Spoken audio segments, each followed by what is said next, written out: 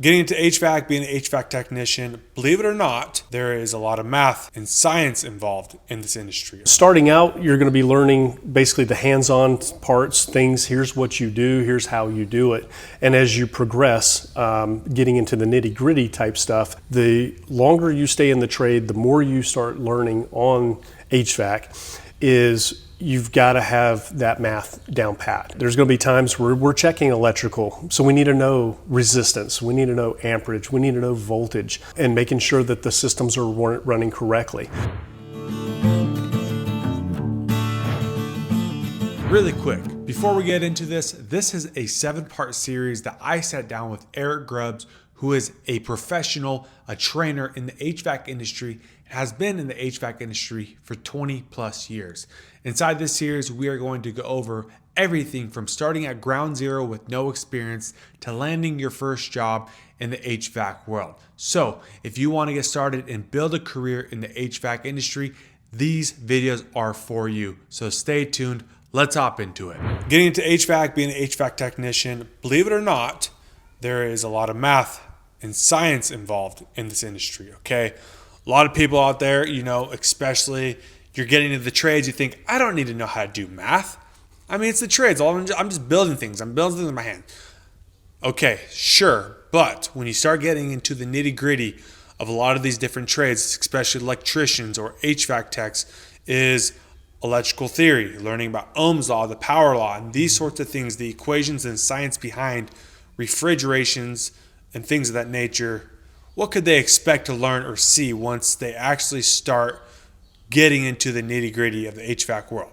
Perfect. Awesome. That's a great question. One, first and foremost, I don't want to scare anybody off with the amount of math and science that is incorporated into HVAC systems.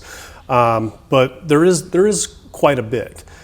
Starting out, you're going to be learning basically the hands-on parts, things, here's what you do, here's how you do it. And as you progress, getting into the nitty-gritty type stuff, the longer you stay in the trade, the more you start learning on HVAC is you've got to have that math down pat, right? There's going to be times where we're checking electrical, so we need to know resistance, we need to know amperage, we need to know voltage, and making sure that the systems are running correctly. We need to understand how to read our meter. What does that information tell us and how do we use that information? Everything comes with checks in the systems, and all of it is all calculated by engineers, all through math formulas. So we have to use that same math formulas to be able to identify, is the system performing and operating the way the system is designed? And if not, what would be some of those causes, and being able to calculate and figure those things out? As you mentioned, Ohm's law. Ohm's law is just the relationship between voltage, current, and resistance, and how those all affect each other. And we can calculate that to see, do we have an issue within the system based on those parameters? And we do use that quite a bit. We have capacitors. Capacitors in this industry, we can sit there and calculate what the microfarads are, which is the way capacitors are rated. And we can even do it while the system is running through math formulas. We can calculate those things. So there's a lot of math that is involved. It's not anything that's complicated. It's basic algebra.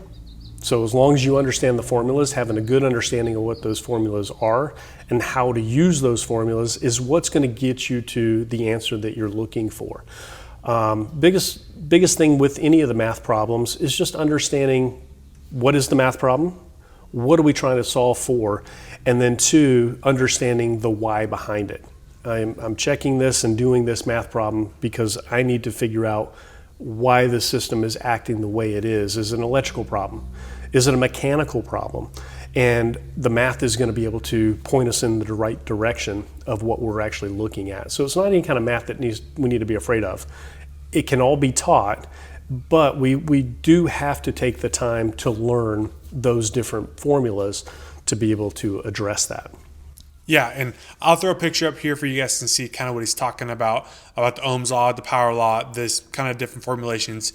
You guys can pause the video here, take a look at it, take a screenshot of it, whatever you want to do to see kind of what he's talking about, so you guys can maybe have better visual understanding And if you want to do further research on this type of stuff, you can go look it up. But these formulas and things I learned in the lineman apprenticeship. Okay, this electrical theory, learning about the relationship like an Ohm's law, between or even the power law, between voltage, current, resistance, and things of this nature, is not only something that's subject to only the HVAC industry. Okay, so whether you were thinking HVAC or you're thinking electrical or you're thinking anything else, math's going to be involved. But like Eric is saying, it's not something you need to be scared of. These are things that we all have our cell phone. We all have a calculator on hand. These are multiplication, division, addition, subtraction. But it's the why that is the important to learn behind it. So will you learn these things in a trade school, or these are things that a tech is going to or should know, correct? That is correct. So in a trade school, they are going to go over these formulas. They're going to give you different problems to be able to solve, so you get familiar of how to use the math formula.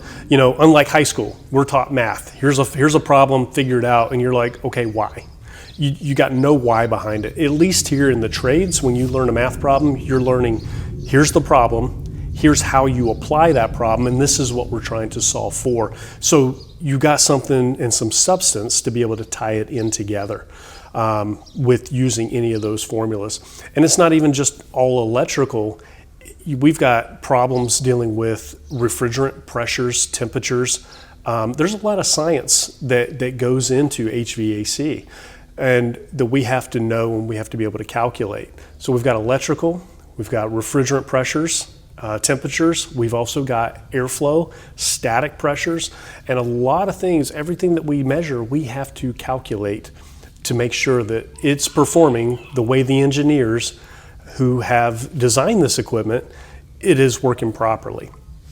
Yeah, and it's funny you say that. I mean, you're dealing with electricity, or you're dealing with duct and airflow, or you're dealing with, like you mentioned in one of the previous episodes about cutting and cutting pipe, and so you have plumbing involved too. You do. So you have a lot of HVAC techs out there who might brag or might have a pretty big head because they think they're kind of a jack of all the trades because they have to do plumbing, electrical, and HVAC, which are the three big ones. So, yes. But that is one of the big pluses about the HVAC world is that, hey, you do get to learn about these different trades within just the HVAC trade. So you could realistically take those skills you learn about the electricity or electrical theory, Ohm's law and the math behind that, and apply that elsewhere if you were, hey, I wanted to maybe become an electrician or whatever the case may be. Those opportunities are there for you. Yes, so, absolutely. Coming up next, we are going to dive in a little bit into the different HVAC systems that you guys could expect to see in the HVAC industry.